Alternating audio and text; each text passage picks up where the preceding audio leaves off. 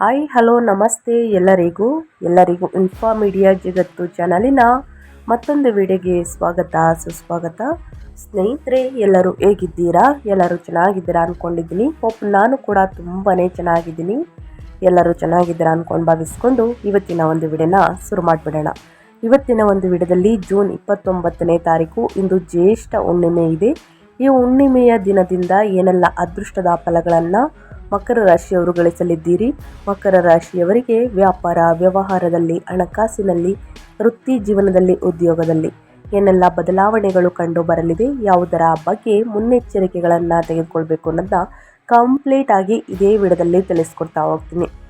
ಇದನ್ನೆಲ್ಲ ಕಂಪ್ಲೀಟ್ ಆಗಿ ಮಕರ ರಾಶಿಯವರು ತಿಳ್ಕೋಬೇಕು ಅಂದರೆ ಎಲ್ಲೂ ಕೂಡ ವಿಡಿಯೋನ ಸ್ಕಿಪ್ ಮಾಡಬಾರ್ದು. ಅಂದರೆ ವಿಡಿಯೋನ ಕಟ್ ಮಾಡಿ ಓಡಿಸ್ಕೊಂಡು ಹೋಗಿ ನೋಡ್ತೀರಾ, ಇದು ಫುಲ್ ಇನ್ಫಾರ್ಮೇಷನ್ ಅರ್ಥ ಆಗಲ್ಲ. ಸೊ ಹಾಗಾಗಿ ಎಲ್ಲ ವಿಡಿಯೋದಲ್ಲೂ ತಿಳಿಸ್ತಾ ಇರ್ತೀನಿ. ಮೊದಲಿಂದ ಕೊನೆ ತನಕ ವಿಡಿಯೋವನ್ನು ವಾಚ್ ಮಾಡಿ. ವಿಡಿಯೋದಲ್ಲಿ ಒಳ್ಳೆಯ ಮಾಹಿತಿ ಸಿಕ್ಕಿದ್ದಲ್ಲಿ ದಯವಿಟ್ಟು ವಿಡಿಯೋಗೆ ಲೈಕ್ ಮಾಡೋದನ್ನ ಮರೆತಿದ್ದೀರಾ, ಲೈಕ್ ಮಾಡಿ. ಇನ್ನೂ ನನ್ನ ಚಾನಲ್ನ ಸಬ್ಸ್ಕ್ರೈಬ್ ಮಾಡ್ಕೊಂಡಿಲ್ಲ ಅಂದರೆ ಇನ್ಫಾ ಮೀಡಿಯಾಗೆ ಸಬ್ಸ್ಕ್ರೈಬ್ ಆಗಿ ನಿಮ್ಮ ಅಭಿಪ್ರಾಯಗಳನ್ನು ಕಮೆಂಟ್ ಬಾಕ್ಸಲ್ಲಿ ತಿಳಿಸ್ಬೋದು. ಖಂಡಿತವಾಗಿಯೂ ಪ್ರತಿಯೊಬ್ಬರಿಗೂ ಆನ್ಸರ್ ಮಾಡ್ತೀನಿ. ಕಮೆಂಟ್ ಬಾಕ್ಸಲ್ಲಿ ಓಂ ಶಾಂ ಶನೀಶ್ವರಾಯ ನಮಃ ಅಂತ ಕಮೆಂಟ್ ಮಾಡಿ. ಶನಿದೇವರ ಅನುಗ್ರಹದಿಂದ ನಿಮ್ಮ ಜೀವನದಲ್ಲಿರುವ ಕಷ್ಟಗಳು, ಸಮಸ್ಯೆಗಳು, ಅಡಚಣೆಗಳು, ತೊಂದರೆಗಳು ಏನೇ ಇದ್ದರೂ ಕೂಡ ಸಂಪೂರ್ಣವಾಗಿ ನಿವಾರಣೆಯಾಗಲಿ ಅಂತ ಕೇಳ್ಕೊತಾ ವಿಡಿಯೋದ ಕಡೆ ಗಮನ ಕೊಡ್ತಾ ಹೋಗೋಣ ಬನ್ನಿ. ಹೌದು, ಜ್ಯೋತಿಷ್ಯದಲ್ಲಿ ಮಕರ ರಾಶಿಯು ಸ್ನೇಹಿತರೆ, ಮಕರ ಲಗ್ನವು 10ನೇ ರಾಶಿಯಾಗಿದೆ. ಈ ರಾಶಿಯ ಲಗ್ನಾಧಿಪತಿಯಾದಂತಹ ಶನಿ ಮಕರ ಲಗ್ನದಲ್ಲಿ ಜನಿಸಿದವರು ಸಾಮಾನ್ಯವಾಗಿ ಕಠಿಣ ಪರಿಶ್ರಮಿಗಳು, ಮಹತ್ವಾಕಾಂಕ್ಷಿಗಳು ಮತ್ತು ಪ್ರಾಯೋಗಿಕ ಚಿಂತನೆಯುಳ್ಳವರಾಗಿರುತ್ತಾರೆ. ಮಕರ ಲಗ್ನದ ಪ್ರಮುಖ ಲಕ್ಷಣಗಳು ಮತ್ತು ಗುಣಗಳನ್ನು ತಿಳಿಸೋದಾದರೆ, ಮಕರ ರಾಶಿಯ ಲಗ್ನಾಧಿಪತಿ ಶನಿ ಸ್ವಭಾವ ಹೇಗಿರಲಿದೆ ಅಂದರೆ ಸ್ಥಿರ ಸ್ವಭಾವ ಮತ್ತು ದೃಢ ನಿರ್ಧಾರ ಅಂತಲೇ ಹೇಳಬಹುದು. ದೈಹಿಕ ಲಕ್ಷಣಗಳ ಬಗ್ಗೆ ಹೇಳೋದಾದರೆ ಉದ್ದವಾದಂತಹ ಮೂಗು, ಆಕರ್ಷಕ ಕಣ್ಣುಗಳು ಮತ್ತು ಗಂಭೀರವಾದಂತಹ ವ್ಯಕ್ತಿತ್ವ. ಇನ್ನು ಹಣಕಾಸಿನ ಬಗ್ಗೆ ಹೇಳೋದಾದರೆ ಹಣದ ಉಳಿತಾಯ ಮತ್ತು ವ್ಯವಹಾರದಲ್ಲಿ ಜಾಣ್ಮೆ ಇರುತ್ತದೆ. ವಿಶೇಷ ಫಲಗಳು ಮತ್ತು ಯೋಗಗಳನ್ನು ನೋಡಲಾದರೆ ಮಕರ ಲಗ್ನಕ್ಕೆ ಶುಕ್ರನು ರಾಜಯೋಗಕಾರಕ ಗ್ರಹವೆಂದು ಪರಿಗಣಿಸಲಾಗುತ್ತದೆ. ಈ ಲಗ್ನದ ಜನರು ಸಾಮಾನ್ಯವಾಗಿ ತಾಳ್ಮೆ ಮತ್ತು ಶ್ರಮದಿಂದ ಜೀವನದಲ್ಲಿ ಯಶಸ್ಸನ್ನು ಸಾಧಿಸುತ್ತಾರೆ. ಇನ್ನು ವೈವಾಹಿಕ ಜೀವನದ ಬಗ್ಗೆ ಹೇಳೋದಾದರೆ ಅಭಿಪ್ರಾಯಗಳು. ವೈವಾಹಿಕ ಜೀವನದ ವಿಷಯದಲ್ಲಿ ಮಕರ ರಾಶಿಯ ಲಗ್ನಾಧಿಪತಿಯಾದ ಸ್ತ್ರೀಯರು, ಮಹಿಳೆಯರು ಜೀವನದ ಬಗ್ಗೆ ವೇದಿಕೆಯಲ್ಲಿ ಭಿನ್ನಾಭಿಪ್ರಾಯಗಳಿವೆ. ಕೆಲವು ಜ್ಯೋತಿಷ್ಯ ವಿಶ್ಲೇಷಣೆಗಳ ಪ್ರಕಾರ ಸಮಸ್ಯೆಗಳು ಇರಬೇಕೆಂತೇನಿಲ್ಲ, ಆದರೆ ವ್ಯಕ್ತಿಗಳ ಗಂಭೀರತೆ ಮತ್ತು ಪ್ರಾಯೋಗಿಕ ನಿಲುವುಗಳಿಂದ ಕೆಲವು ತಪ್ಪು ತಿಳುವಳಿಕೆಗಳು ಉಂಟಾಗಬಹುದು. ಸಂಪೂರ್ಣವಾದ ವಿಶ್ಲೇಷಣೆಗೆ 7ನೇ ಮನೆ ಮತ್ತು ಶುಕ್ರನ ಸ್ಥಿತಿಯನ್ನು ಪರಿಗಣಿಸಲಾಗುತ್ತದೆ ಅಂತಲೇ ಹೇಳಬಹುದು. ಇನ್ನು ನಿಮ್ಮ ಜಾತಕದಲ್ಲಿರುವ ಇತರ ಗ್ರಹಗಳ ವಿವರಗಳನ್ನು ಹೇಳೋದಾದರೆ ಸ್ನೇಹಿತರೆ, ವೃತ್ತಿ ಜೀವನ, ವ್ಯಾಪಾರ ವ್ಯವಹಾರದಲ್ಲಿ, ಹಣಕಾಸಿನಲ್ಲಿ ಏನೆಲ್ಲ ಬದಲಾವಣೆಯನ್ನು ಮಕರ ರಾಶಿಯವರು ನೋಡಲಿದ್ದೀರಿ ಜೂನ್ 29ರಿಂದ ಅನ್ನೋದನ್ನ ಕಂಪ್ಲೀಟ್ ಆಗಿ ತಿಳಿಸ್ಕೊಡ್ತಾ ಹೋಗ್ತೀನಿ. ಮೊದಲನೇದಾಗಿ ಈ ಹುಣ್ಣಿಮೆಯ ಮಹತ್ವವನ್ನು ತಿಳಿಸ್ಕೊಡ್ತೀನಿ. ಜ್ಯೇಷ್ಠ ಹುಣ್ಣಿಮೆಯ ದಿನ ಏನೆಲ್ಲ ಆಚರಣೆಯೆಲ್ಲ ಮಾಡಬೇಕು, ಈ ದಿನ ಮಿಸ್ ಆದರೆ ಯಾವಾಗ ಪರಿಹಾರವನ್ನು ಮಾಡಬೇಕು ಅನ್ನೋದನ್ನ ನೋಡ್ತಾ ಹೋಗೋಣ. ಮೊದಲನೇದಾಗಿ ಜ್ಯೇಷ್ಠ ಹುಣ್ಣಿಮೆಯು ನಮ್ಮ ಹಿಂದೂ ಧರ್ಮದಲ್ಲಿ ಅತ್ಯಂತ ಪವಿತ್ರವಾದಂತಹ ದಿನ. ಈ ದಿನದಂದು ಭಗವಾನ್ ವಿಷ್ಣು ಮತ್ತು ಲಕ್ಷ್ಮೀ ದೇವಿಯನ್ನು ಪೂಜಿಸುವುದರಿಂದ ಅಪಾರ ಸಂಪತ್ತು, ಆರೋಗ್ಯ ಮತ್ತು ಶಾಂತಿ ಲಭಿಸುತ್ತದೆ. ಇದು ದೇವಸ್ಥಾನಗಳಲ್ಲಿ ವಿಶೇಷ ಪೂಜೆಗಳು ಮತ್ತು ಅನುಷ್ಠಾನಗಳನ್ನು ನಡೆಸಲು ಅತ್ಯಂತ ಶ್ರೇಷ್ಠವಾದ ದಿನವಾಗಿದೆ. ಇನ್ನು ಜ್ಯೇಷ್ಠ ಹುಣ್ಣಿಮೆಯ ಮಹತ್ವವನ್ನು ತಿಳಿಸ್ಕೊಡಿ, ವಿಶೇಷತೆಯನ್ನು ತಿಳಿಸ್ಕೊಡಿ, ಆಚರಣೆಗಳನ್ನು ತಿಳಿಸ್ಕೊಡಿ ಅಂತ ಕೇಳ್ತಿರ್ತೀರ. ಹೌದು, ಈ ದಿನ ವಿಷ್ಣು ಆರಾಧನೆಯೆಲ್ಲ ಮಾಡಲಾಗುತ್ತದೆ. ಈ ದಿನದಂದು ಮುಂಜಾನೆಯಿಂದ ಉಪವಾಸವಿದ್ದು ವಿಷ್ಣುವನ್ನು ಪೂಜಿಸುವುದರಿಂದ ಪಾಪಗಳು ನಾಶವಾಗುತ್ತವೆ. ಇನ್ನು ದಾನ ಧರ್ಮ. ಹುಣ್ಣಿಮೆಯನ್ನು ಅನ್ನದಾನ, ಬಟ್ಟೆ ದಾನ ಮತ್ತು ಇತರ ವಸ್ತುಗಳನ್ನು ದಾನ ಮಾಡುವುದು ಅತ್ಯಂತ ಫಲಪ್ರದವಾಗಿರುತ್ತದೆ. ಇನ್ನು ಮಂತ್ರ ಜಪ. ಈ ಪವಿತ್ರ ದಿನದಂದು ವಿಷ್ಣು ಮಂತ್ರಗಳನ್ನು, ವಿಷ್ಣು ಸಹಸ್ರನಾಮವನ್ನು ಪಠಿಸುವುದರಿಂದ ಮನಸ್ಸಿಗೆ ಶಾಂತಿ ಮತ್ತು ಇಷ್ಟಾರ್ಥಗಳು ಸಿದ್ಧಿಯಾಗುತ್ತವೆ. ಈ ದಿನ ವಟ ಸಾವಿತ್ರಿ ವ್ರತವನ್ನು ಆಚರಿಸಲಾಗುತ್ತದೆ. ಕೆಲವು ಪ್ರದೇಶಗಳಲ್ಲಿ ದಿನದಂದು ಮುತ್ತೈದರು ತಮ್ಮ ಪತಿಯ ಆಯುಷ್ಯ ಮತ್ತು ಆರೋಗ್ಯಕ್ಕಾಗಿ ವಟ ಸಾವಿತ್ರಿ ವ್ರತವನ್ನು ಆಚರಿಸಲಾಗುತ್ತದೆ ಸ್ನೇಹಿತರೆ. ಒಟ್ಟಾರೆಯಾಗಿ ಹೇಳಬೇಕು ಅಂದರೆ ಜೂನ್ 29ನೇ ತಾರೀಕು ಸ್ನೇಹಿತರೆ ಅತ್ಯಂತ ಶ್ರೇಷ್ಠವಾದಂತಹ ಜ್ಯೇಷ್ಠ ಹುಣ್ಣಿಮೆ ಇದೆ. ಈ ಹುಣ್ಣಿಮೆಯ ದಿನದಿಂದ ಸಾಕಷ್ಟು ಅದೃಷ್ಟದ ಫಲಗಳನ್ನು ಮಕರ ರಾಶಿಯವರು ಗಳಿಸಲಿದ್ದೀರಿ. ಹಾಗಿದ್ರೆ ಮಕರ ರಾಶಿಯವರಿಗೆ ಭವಿಷ್ಯವನ್ನು ಹೇಳೋದಾದರೆ ಸ್ನೇಹಿತರೆ ಸಾಕಷ್ಟು ಅದೃಷ್ಟದ ಫಲವನ್ನು ಗಳಿಸಲಿದ್ದೀರಿ. ಮಕರ ರಾಶಿಯವರಿಗೆ ಜೂನ್ 2026 29ನೇ ತಾರೀಕು ಜ್ಯೇಷ್ಠ ಹುಣ್ಣಿಮೆಯ ದಿನದಿಂದ 7ನೇ ಮನೆಯಲ್ಲಿ ಉಚ್ಚ ಗುರುವು 7ನೇ ಮನೆಯಲ್ಲಿ ಉಚ್ಚ ಸ್ಥಿತಿಯನ್ನು ಪಡೆಯುವುದು ವಿವಾಹ ಜೀವನ ಮತ್ತು ವಾಣಿಜ್ಯ ವ್ಯವಹಾರಗಳಿಗೆ ಅತ್ಯಂತ ಮಂಗಳಕರವಾಗಿದೆ. ಇದರಿಂದ ಸಾಮಾಜಿಕ ಗೌರವ ಕೂಡ ಹೆಚ್ಚಾಗಲಿದೆ ಅಂತಲೇ ಹೇಳಬಹುದು. ಇನ್ನು ಅಡೆತಡೆಗಳೆಲ್ಲ ಮೇಲೆ ಸ್ನೇಹಿತರೆ ವಿಜಯವನ್ನು ನೋಡಲಿದ್ದೀರಿ, ಅಂದರೆ ಜಯವನ್ನು ಗಳಿಸಲಿದ್ದೀರಿ. ಸೂರ್ಯನು 6ನೇ ಮನೆಗೆ ಸಂಚರಿಸುವುದರಿಂದ ವೃತ್ತಿ ಜೀವನದಲ್ಲಿ ವಿರೋಧಿಗಳು ಸೋಲುತ್ತಾರೆ. ನಾಯಕತ್ವದ ಗುಣಗಳಿಗೆ ಉತ್ತಮ ಮನ್ನಣೆ ಸಿಗುತ್ತದೆ. ಇನ್ನು ನಿಮ್ಮ ಮಾತಿನ ಮೇಲೆ ಹಿಡಿತವಿರಬೇಕಾಗುತ್ತದೆ.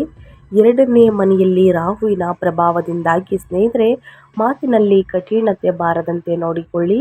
ಕೋಪದಿಂದ ಆಡುವ ಮಾತುಗಳು ಕುಟುಂಬದಲ್ಲಿ ಮನಸ್ತಾಪಗಳಿಗೆ ಕಾರಣವಾಗಬಹುದು. ಆದಷ್ಟು ತಾಳ್ಮೆ ಮತ್ತು ಸೌಮ್ಯತೆ ನಿಮ್ಮ ದಾಂಪತ್ಯವನ್ನು ಬಲಪಡಿಸುತ್ತದೆ. ಒಟ್ಟಾರೆಯಾಗಿ ಏನೆಲ್ಲ ಬದಲಾವಣೆಯನ್ನು ನೋಡಲಿದ್ದೀರಿ ಅಂತ ಕಂಪ್ಲೀಟಾಗಿ ತಿಳಿಸ್ಕೊಟ್ಟಿದ್ದೀನಿ. ಇನ್ನು ಮಕರ ರಾಶಿಯವರಿಗೆ ಜೂನ್ 29, 2026 ವರ್ಷವು ಸ್ನೇಹಿತರೆ ಸಕಾರಾತ್ಮಕ ಮೈಲಿಗಲ್ಲುಗಳನ್ನು ದಾಟಲು ಮತ್ತು ಜೀವನದ ಹಾದಿಯನ್ನು ಉತ್ತಮಗೊಳಿಸಲು ಅದ್ಭುತ ಅವಕಾಶಗಳನ್ನು ನೀಡುತ್ತದೆ. ಗುರು ಭಗವಾನ್ ನಿಮ್ಮ ಜನ್ಮ ರಾಶಿಯಿಂದ 7ನೇ ಮನೆಯಾದ ಕರ್ಕಟಕದಲ್ಲಿ ಉಚ್ಚ ಸ್ಥಿತಿಯನ್ನು ಪಡೆಯುವುದು ಒಂದು ಅತ್ಯಂತ ಅದೃಷ್ಟದಾಯಕ ಯೋಗವಾಗಿದೆ ಅಂತಲೇ ಹೇಳ್ಬೋದು ಮಕರ ರಾಶಿಯವರಿಗೆ. ಇನ್ನು ವಿಶೇಷವಾಗಿ ವಿವಾಹವನ್ನು ಎದುರು ನೋಡುತ್ತಿರುವವರಿಗೆ ಅತ್ಯುತ್ತಮ ಸಂಬಂಧಗಳು ಖಚಿತವಾಗುತ್ತವೆ. ಉದ್ಯಮಿಗಳಿಗೆ ಇದು ಲಾಭದ ಮಳೆ ಸುರಿಸುವಂತಹ ಸುವರ್ಣ ಕಾಲವಾಗಿದೆ ಅಂತಲೇ ಹೇಳಬಹುದು. ಇದು ಲಾಭದ ಮಳೆ ಸ್ನೇಹಿತರೆ. ಇನ್ನು ನಿಮ್ಮ ವೃತ್ತಿ ಕ್ಷೇತ್ರದಲ್ಲಿ ನಿಮ್ಮ ಪ್ರಾಬಲ್ಯ ಹೆಚ್ಚಾಗಲಿದ್ದು ಮೇಲಧಿಕಾರಿಗಳ ಸಂಪೂರ್ಣ ಬೆಂಬಲ ಸಿಗಲಿದೆ. ಅದಿಯಾಗೋ ತಿಂಗಳ ದ್ವಿತೀಯಾರ್ಧದಿಂದಲೂ ಕೂಡ ಸಾಕಷ್ಟು ಬದಲಾವಣೆಯನ್ನು ನೋಡ್ತಾ ಬಂದಿದ್ದೀರಾ. ಮುಂದಿನ ದಿನಗಳಲ್ಲಿ ಯಾವುದೇ ಕಾರಣಕ್ಕೂ ಆತುರದ ನಿರ್ಧಾರಗಳನ್ನು ತಪ್ಪಿಸಬೇಕಾಗುತ್ತದೆ. ಶಾಂತಿಯನ್ನು ಕಾಯ್ದುಕೊಳ್ಳುವುದು ಅತ್ಯಗತ್ಯ. ಏಕೆಂದರೆ ಸ್ನೇಹಿತರೆ ಗ್ರಹಗಳ ಸಂಚಾರ ಆ ರೀತಿ ಇರಲಿದೆ ಅಂತಲೇ ಹೇಳ್ಬೋದು. ಗುರು 3 ಮತ್ತು 12ನೇ ಅಧಿಪತಿಯಾಗಿರುವಂತಹ ಗುರು 7ನೇ ಮನೆಯಲ್ಲಿ ಉಚ್ಚ ಸ್ಥಿತಿಯಲ್ಲಿ ಸಂಚಾರವನ್ನು ಮಾಡುತ್ತಾ ಯಾವ ರೀತಿ ಪ್ರಭಾವವನ್ನು ಬೀರಲಿದೆ ಅಂದರೆ ವಿವಾಹ ಯೋಗ, ವ್ಯಾಪಾರ ವಿಸ್ತರಣೆ, ಸಮಾಜದಲ್ಲಿ ಉನ್ನತ ಗೌರವ ಮತ್ತು ಕೌಟುಂಬಿಕ ಸಾಮರಸ್ಯ ಹೆಚ್ಚಾಗಲಿದೆ. ಇನ್ನು ಶುಕ್ರ 5 ಮತ್ತು 10ನೇ ಅಧಿಪತಿಯಾಗಿರುವಂತಹ ಶುಕ್ರ 7ನೇ ಮನೆಯಲ್ಲಿ ಸಂಚಾರವನ್ನು ಮಾಡುತ್ತಾ ಗುರುವಿನೊಂದಿಗೆ ಸಂಯೋಜನೆಯು ವೃತ್ತಿಪರ ಮನ್ನಣೆ, ಕಲಾವಿದರಿಗೆ ದೊಡ್ಡ ಅವಕಾಶಗಳು ಮತ್ತು ಐಷಾರಾಮಿ ಜೀವನ ಶೈಲಿಯನ್ನು ತರುತ್ತದೆ. ಇನ್ನು ಸೂರ್ಯ 8ನೇ ಅಧಿಪತಿಯಾಗಿರುವಂತಹ ಸೂರ್ಯ 6ನೇ ಮನೆಯಲ್ಲಿ ಸಂಚಾರವನ್ನು ಮಾಡುತ್ತಿದೆ. ಶತ್ರುಗಳ ಮೇಲೆ ವಿಜಯವನ್ನು ನೋಡಲಿದ್ದೀರಿ. ವೃತ್ತಿ ಜೀವನದಲ್ಲಿ ಅಧಿಕಾರ ಸ್ಥಾಪನೆ ಮತ್ತು ಅಡೆತಡೆಗಳು ನಿವಾರಣೆ. ಇನ್ನು ಅದೇ ರೀತಿ ನಿಮ್ಮ ಲಗ್ನಾಧಿಪತಿಯಾಗಿರುವಂತಹ ಶನಿ ಸ್ನೇಹಿತರೆ 2ನೇ ಅಧಿಪತಿ ಅಂತಲೇ ಹೇಳಬಹುದು. 3ನೇ ಮನೆಯಲ್ಲಿ ಮೀನರಾಶಿಯಲ್ಲಿ ಸಂಚಾರವನ್ನು ಮಾಡುತ್ತಿದೆ. ಸಹೋದರರ ಬೆಂಬಲ, ಶ್ರಮಕ್ಕೆ ತಕ್ಕ ಪ್ರತಿಫಲ ಮತ್ತು ಆತ್ಮವಿಶ್ವಾಸದಲ್ಲಿ ಹೆಚ್ಚಳವನ್ನು ನೋಡಲಿದ್ದೀರಿ ಮಕರ ರಾಶಿಯವರು. ಒಟ್ಟಾರೆಯಾಗಿ ಮಕರ ರಾಶಿಯವರು ಏನೆಲ್ಲ ಬದಲಾವಣೆಯನ್ನು ನೋಡಲಿದ್ದೀರಿ, ಯಾವುದರ ಬಗ್ಗೆ ಮುಂದಿನ ದಿನಗಳಲ್ಲಿ ಎಚ್ಚರಿಕೆ ವಹಿಸಬೇಕು ಅನ್ನೋದನ್ನ ಕಂಪ್ಲೀಟಾಗಿ ತಿಳಿಸ್ಕೊಟ್ಟಿದ್ದೀನಿ. ಇವಾಗ ಒಂದೊಂದಾಗಿ ತಿಳಿಸೋದಾದರೆ ಈ ಹುಣ್ಣಿಮೆಯ ದಿನದಿಂದ ನಿಮ್ಮ ವೃತ್ತಿ ಮತ್ತು ಉದ್ಯೋಗದಲ್ಲಿ ಮಕರ ರಾಶಿಯವರು ಏನೆಲ್ಲ ಬದಲಾವಣೆಯನ್ನು ನೋಡಲಿದ್ದೀರಿ, ಯಾವುದರ ಬಗ್ಗೆ ಬಹಳಷ್ಟು ಎಚ್ಚರಿಕೆ ವಹಿಸಬೇಕು ಅನ್ನೋದನ್ನ ನೋಡ್ತಾ ಹೋಗೋಣ. ವೃತ್ತಿ ಜೀವನದಲ್ಲಿ ಸ್ನೇಹಿತರೆ ನೀವು ಸಂಪೂರ್ಣ ವಿಜಯವನ್ನು ಸಾಧಿಸುವಿರಿ. ಜೂನ್ ಕೊನೆಯ ದಿನಗಳು ಸೂರ್ಯನು ನಿಮ್ಮ 6ನೇ ಮನೆಯಾದ ಶತ್ರು ಮತ್ತು ಅಡೆತಡೆಗಳ ಸ್ಥಾನವನ್ನು ಅಂದರೆ ಮಿಥುನಕ್ಕೆ ಪ್ರವೇಶಿಸುತ್ತಾರೆ. ಇದು ನಿಮ್ಮ ವೃತ್ತಿಪರ ವಿರೋಧಿಗಳು ಮತ್ತು ಪ್ರತಿಸ್ಪರ್ಧಿಗಳು ನಿಮ್ಮ ಮುಂದೆ ಸೋಲುತ್ತಾರೆ, ಅಂದರೆ ಮಂಡಿಯೂರುವಂತೆ ಮಾಡುತ್ತದೆ ಅಂತಲೇ ಹೇಳಬಹುದು. ನಿಮ್ಮ ನಾಯಕತ್ವದ ಗುಣಗಳಿಗೆ ಮೇಲಧಿಕಾರಿಗಳಿಂದ ಉತ್ತಮ ಮನ್ನಣೆ ಸಿಗಲಿದ್ದು ಬಡ್ತಿಗಳಿಗೆ ದಾರಿ ಸುಗಮವಾಗಲಿದೆ. ಶುಕ್ರ ಮತ್ತು ಗುರುವಿನ ಸಂಯೋಜನೆಯು ಕೆಲಸದ ಸ್ಥಳದಲ್ಲಿ ನಿಮ್ಮ ಖ್ಯಾತಿಯನ್ನು ಮತ್ತಷ್ಟು ಹೆಚ್ಚಿಸಲಿದೆ ಅಂತಲೇ ಹೇಳ್ಬೋದು. ಹೊಸದಾಗಿ ಕೆಲಸವನ್ನು ಶುರು ಮಾಡಬೇಕು, ಹೊಸದಾಗಿ ಬೇರೆ ವೃತ್ತಿಯನ್ನು ಅಥವಾ ಹೊಸ ಉದ್ಯೋಗಾವಕಾಶವನ್ನು ನೋಡಬೇಕು ಅಂದರೆ ಸ್ನೇಹಿತರೆ ಮುಂದಿನ ತಿಂಗಳ ತನಕ ಕಾಯುವುದು ಉತ್ತಮವಾಗಿರಲಿದೆ.